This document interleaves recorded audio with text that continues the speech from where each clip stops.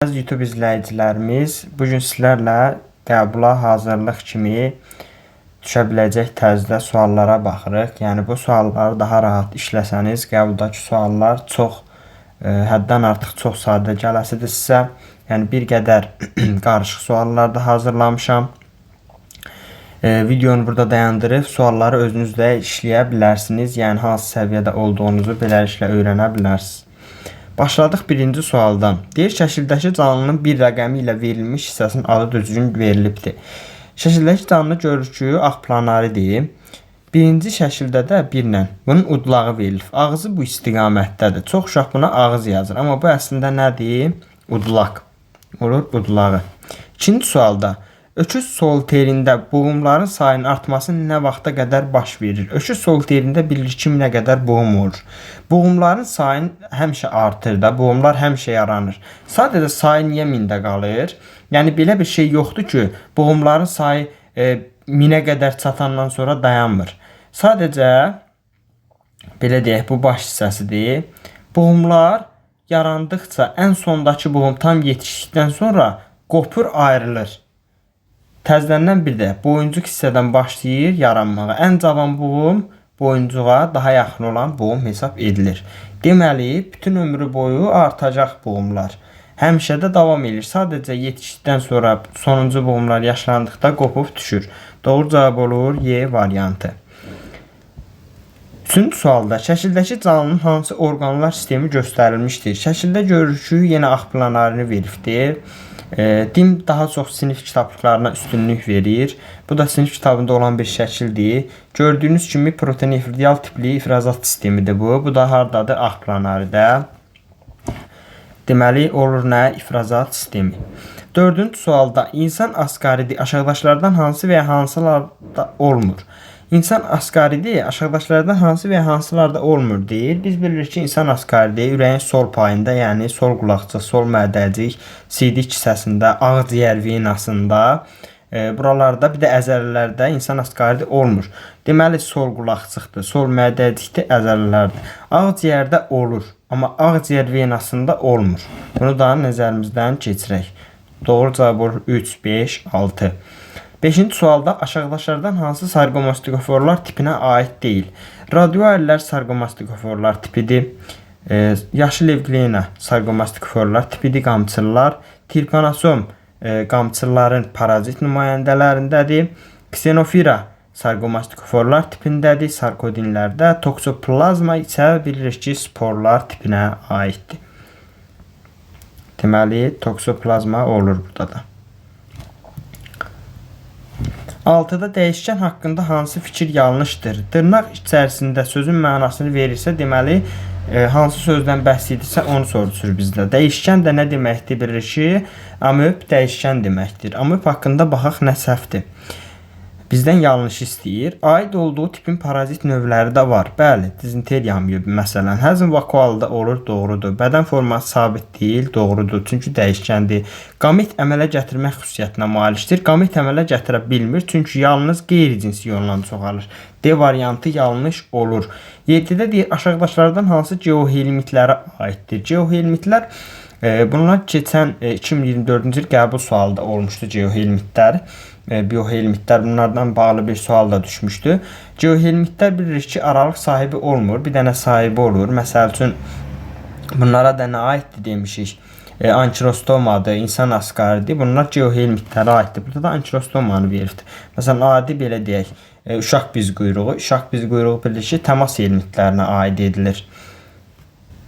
Məsələn, qaraciyər sortusu olsun, ixnokok olsun. Bunlar da nəyə aiddir? Deməli, biohelmitlərə aid edilir. İlk bədən boşluğu hansı tipdə yarandı? İlk bədən boşluğu yarandı sağ qurtlarda. İkinci bədən boşluğu sellom yaranıbdı həlqəvi qurtlarda. Bunu da yadımızda saxlayırıq. Burada deməli üstündə qeyd olunubdu bunlar. Öküz solteri, ixnokok, qaraciyər sortusu, tip zəlisi verilmiş canlılarda cəmi neçə sormaç var? Öküz solterində 4 dənə sormaç var. Ixnokokda 4 dənədir. Qaraciyər sortusunda 2 dənədir. Tip zəlisində də 2 dənədir. Cəmi eləyir 12 dənə sormaç. Daha sonra Şəkildəki canlının aid olduğu tip və sinif hansı variantda düzgün verilib? Şəkildə tip zəlisi göstərilibdir. Zəlilər sinfidir. Bilirik ki, bu da həlqəvi qurtlar tipinə aid edilir. Doğru cavab D variantı. Aşağıdakılardan hansı mollyuskular tipinə aid deyil deyil bizə? Aid deyil. Anodonta mollyuskulara aiddir. Gəmi qurdu mollyuskudur. Osminok mollyuskudur. Kalmar mollyuskulardır. Başaqlarda foraminifer isə sarkomastikoforlar tipinə aiddir. Anodonta görür bizi kalmar. Ürək kameralarının sayını deyir göstərin. Anodontanın ürəyi 3 kameralıdır. Görür bizində 2-dir. Kalmarda 3-dür. Cəmi eləyir 8 kameralı ürək. C variantı. 13-cü sualda şəkildəki canlının yaşadığı mühit və tənəffüs orqanı. Şəkildəki görürük ki, nədir? Kiçik göl bizidir. Çox uşaqlar bunu səhv edirlər. Suda yaşamağını fikirləşib qəlsəmə yazırlar. Amma göl bizini bilirik ki, tənəffüs orqanı nədir? Ağciyərlərdir. O da necə baş verirdi? 7-8 dəfə 1 saatdan 1, 7-9 dəfə suyun üzərinə çıxırdı 1 saatdan 1 və öz üçün oksigen depolayırdı. Olur B variantı. 14-cü sualda aşağıdakılardan hansı tip deyil deyir. Sporlar tipdir, qamçırlar sinifdir.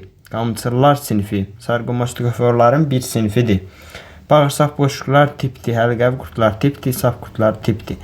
15-ci sualda sürfə qovuğun daxilində çoxalma qabiliyyətinə malikdir. Verilmiş xüsusiyyət hansı canlıya malikdir? Sürfə qovuğun daxilində çoxalmaya malikdir. Qovuq bilirsiniz ki, exnokokdadır, bir də öküz solterindədir, finna.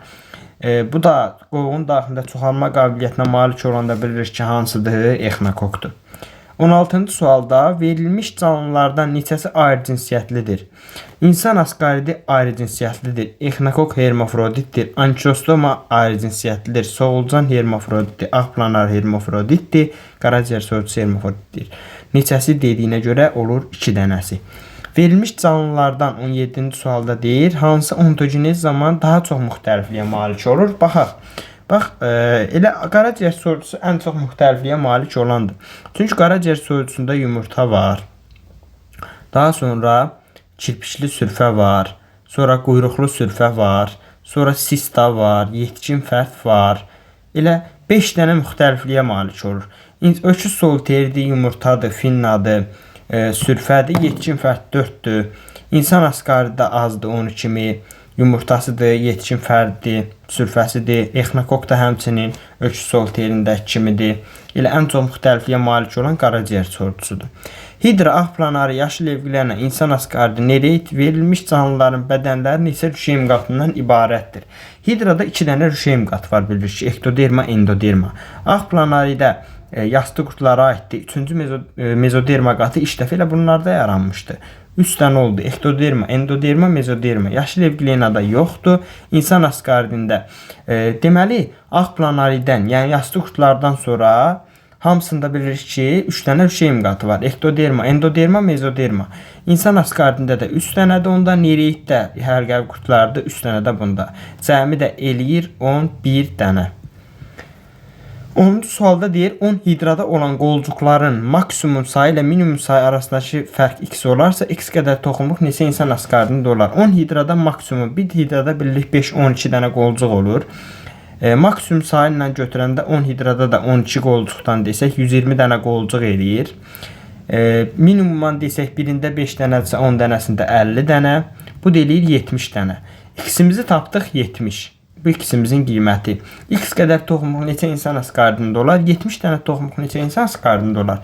Bir insan askaridində bir dənə tək toxumluq olursa, sap şəkilli. 70 dənəsində də 70 dənə olacaq. Doğru cavab olur 70. Sonra gəldik 20-ci sualda. Şəkildəki proseslər hansı canlıya aid olduğunu və prosesin necə getdiyini ardıcıl olaraq yazın. Burada görürük ki, qaraciyər soyucusunun inkişaf dövriyyəsidir. Burada aşağıdakında da ikinci şəkildə də öküz solterini. Bir də yetkin fərddir görürsünüz. Yumurtalarını qoyur. 2 yumurtadır. 3-cü kirpikli sürfədir. Aralıq sahibi gölməçə ilbicini tapır. Bədəninə keçir. Kirpiklərini itirir. Qidalanır, orada çoxalır. Quyruqlu sürfəyə çevrilir. Quyruqlu sürfə 5-cidir. 6 da quyruq sürfə gedir. Su bitklərinə yapışır. Sistaya çevrilir və qaramal həmin su hövzəsindən bilir ki, su istikdə ona yolxur. İkincidə isə öküz solteridir. Öküz solterində də yetkin fərdidir. Gördüyünüz kimi, bax, 4 rəqəmi ilə verilən yetkin fərdidir. Daha sonra Buradan gəlir yumurtadır. Yetkin fərddən yumurtalarını qoyur.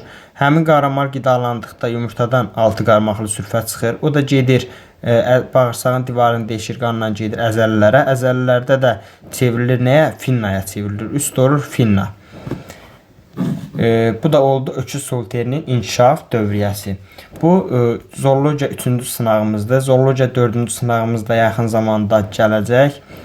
Bir də botanika 2 sınağımız var ki, onu da paylaşacağım. Yerdə qalır 2 dənə anatomiya, yəni insandan sınağımız qəbula kimi, 2 dənə ümumi biologiyanın sınağı və 2 dənə də ümumi təkrar hazırlıq sınağı olacaq.